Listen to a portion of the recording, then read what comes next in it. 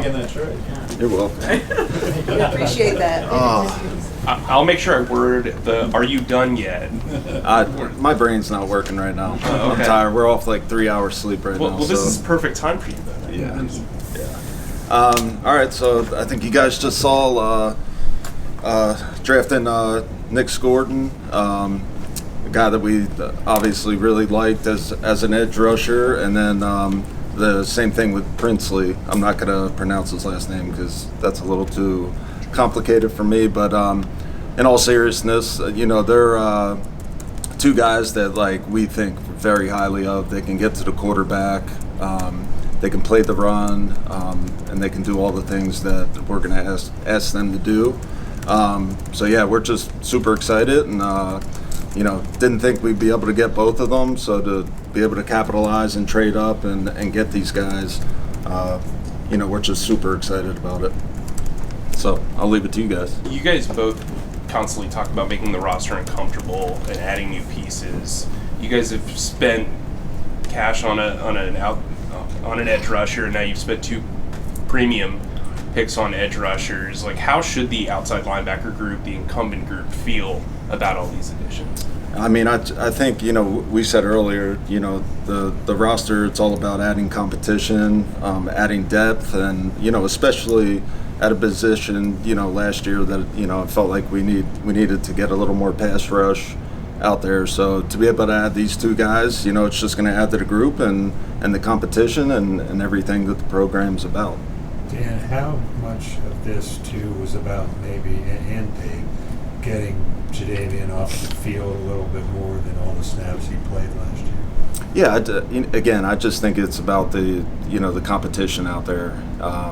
Keeping guys fresh, having a healthy rotation, not only on the outside but also on the inside. So, just our D-line group as a whole, just keeping those guys fresh and be able to play, stay healthy. It's a long season, so to be able to add these 2 guys into that mix, it's going to help everybody out.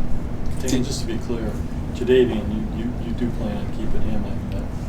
It wouldn't be something you would move on from? No, we're still working through the roster. We're still talking through things. Obviously, we're focused on the draft right now and what's in front of us. Dave, both these new edge rushers have pretty different body types. Do you see them as a rotation based on packages, or how do these guys complement each other? Yeah, there's versatility in there for sure, and I think the cool part about adding Pat Jones is, Pat's shown an ability to rush on the edge. He's also shown an ability to rush inside in different packages, and talking to Ajero, just the different ways in known pass situations that you can kind of mix the bodies up, and it just gives you a lot of versatility with what you can do. And Dan alluded to it too. A long season, all these guys are going to play it again. They have to play, and so, for us, the goal was to, add more guys to the arsenal to just, get those guys fresh and make sure that when we have those critical downs, end of half, end of games, that we're able to, keep that intensity level up, and just keep throwing guys at the offensive line and the pass protection unit and affect the quarterback. Dan, from the standpoint of scouting a guy who's not going to turn 21 until August, to get a pass rusher that young that you feel like you can probably develop long term, from the scouting perspective, how intriguing is that? It is, obviously, still young guys, guys that are still developing, still growing, working on their arsenal, working on their craft, and to get these young guys that are energetic and super motivated to get out there and improve our team and roster, it's exciting. Yeah, you mentioned even a few moments ago, kind of jokingly, that your brain isn't really working right now. Yeah. How chaotic did things get in there tonight, even allowing you to get both these guys? I don't think it was chaotic at all. I think we have a really good process. We have a really good group.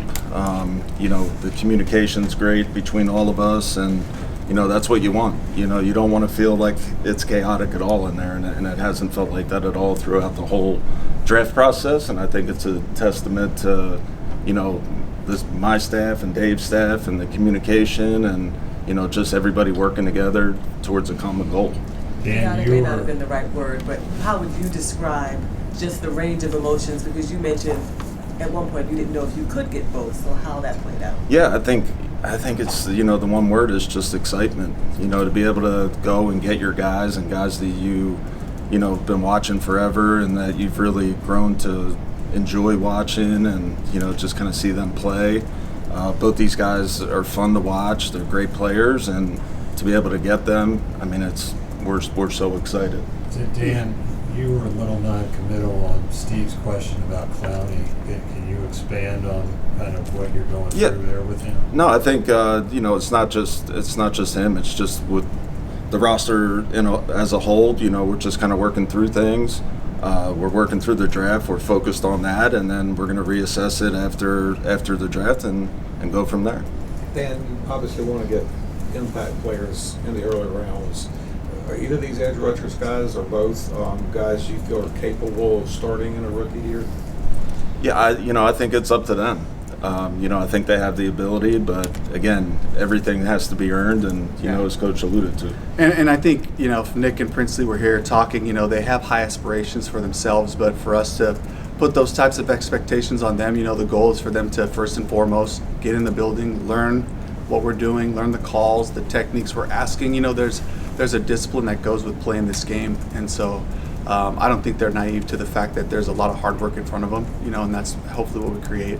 I just want to mention, Brant's not up here with us, but Brant Tillis is, having Brant right here sitting next to Dan, and going through different trade scenarios, and, working with Justin and Eric Eager, and just, running through the simulations and what it would take, and just kind of the speed at which they do that. I haven't been in a lot of draft rooms for the whole time, but I just know it makes our decisions so much cleaner, where we have the percentages of who's going to be available to hold tight. I'm probably panicking the most, even though it's not really visible.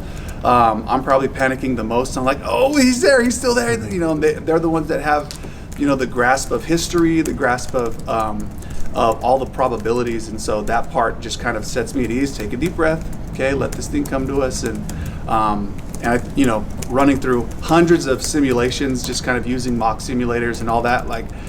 If you were to tell me that we were going to get T-Mac and then Nick Scourton and then Princely, I didn't get that not once in any of my mocks in the first 3 picks. So I'm just ecstatic right now. I'm really excited about these guys. Dan, were those guys the edge rushers among a group that you guys had pinpointed, and that you saw a lot of edge rushers going off in the second round to get to the point that?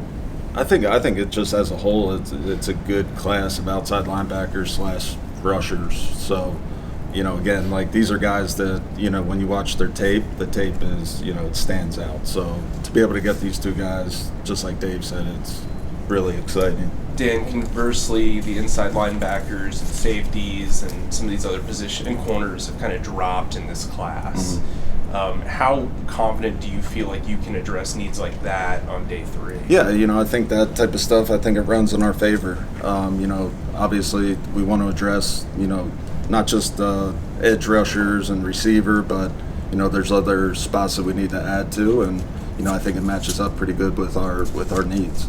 Yeah, Princely talked a lot at the Senior Bowl about wanting to make sure you get to a double-digit sack season for the NFL, and that he changed a lot about his game to make that happen. As you watched his tape, did you see that progression, and what does that kind of tell you about him? Yeah, I think he was working on his craft, and, you can tell on tape, he got better and better as a pass rusher in terms of using his hands and kind of, developing a toolbox, and, he bends about as good as, any rusher that I've watched this year. So to get him, the speed that he brings off the edge, his ability to bend, he's got a wicked spin move, he's got a long arm, he can do a lot of cool things. So, I think he's just going to get better and better. Going into tonight, was that edge position going to be a focal point for you guys? Yeah, I felt like it was, and it just so happened to match up with our board, and hey, we had these guys high, and they were still there, and that's why you saw us go and trade up for them. So we wanted to capitalize on that. What about, for either of you, getting both of them out of the SEC, and what that meant, if it meant anything? It's great. It's great to see them against some NFL competition. I think all of them getting their shot against Will Campbell certainly matters. You kind of watch them battle against the best, and just watching them do it in different ways too. You got more of a compact build bull with the spin and the high motor there, and then you got Princely and all the things that Dan talked about. But to see them get to continue to refine their craft against a really high level of competition was really cool for us. How much did EJ and AC kind of play into today as far as identifying those two guys? Yeah, I mean, it's a collaborative effort, between the scouts, the coaches, all of us just communicating and coming up with the guys that fit our scheme and fit our culture. So, we're all working together, and, it worked out good. T-Mac was telling us today about how Bryce lobbied for him. Can you elaborate on what that is like for Bryce to do that? Because he doesn't like a guy that will just walk in and pump his fist or do anything. How would you describe him doing that? I think a lot of it is just like the communication part, like just talking to Bryce, talking to the players in general, and of course I'm going to take Bryce's recommendation on a guy that he was out there throwing with, and he had intimate knowledge of what he looked like, and of course I'm going to pick his brain and get his thoughts, and Bryce is a big part of this organization, so I'm glad we communicated and we got it done. We didn't ask you guys last night about T-Mac's comments that got resurfaced from a couple of years ago about he didn't watch film. Is that something you all addressed with him, and were you satisfied with his answer? I never brought it up. Yeah. We just met him. We put him on the board. We talked to him. He's really sharp, and we felt like this was a guy that can come in and and learn and do the things we're going to ask him to do. And we ask our receivers to move around quite a bit in different formations and all that, and we felt really confident he could do that. And then just like I think I mentioned it before, but if you just watch his craftsmanship and the way that he goes about the game, he works at it. You don't just that stuff just doesn't happen. The details and the technique and all that. So not really something that played in. Guys, where Do a do you couple feel more. like right now the tight end position is maybe an area that maybe you might have thought about addressing in the draft, or maybe still are? Where do you guys feel tight end is at right now? I feel good about our group right now. And again, all of these positions, as we go, we have a bunch of picks left.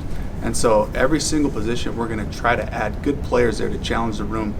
The central theme of our whole deal is competition. And when we throw competition at something, you get the best out of everybody. So we're going to try to challenge, as many positions as we can. Dave, when T-Mac was here today, you got to watch him and Bryce meet up and kind of chit-chat for a while. As a head coach, what is it like to just kind of watch that first interaction and what it's going to be for your team? Yeah, there's a me to you factor to this sport, when it comes to the pass game. And it is about time on task. It's about throwing, but it's also about chemistry. It's about feeling like you have a connection with somebody, and you kind of just like, I think back to there was that crazy throw that Bryce had to Tommy Tremble up the sideline, like on a 3rd and long, almost like it was designed. They just kind of knew. And it's about just spending time with each other, and his body language said he's going up, I'm going to throw it now. And so I think any little touch that they can have, any little connection that they can have, it finds a way to make itself visible on the field. And you can feel that chemistry, and that's what we hope happens. Dan, have you guys Last made one. a decision on Iggy's 5th year yet? No, we haven't. Once the draft's over, we'll get together and we'll make a decision pretty quickly. All right, thank you. Cool, thanks. Thanks, guys.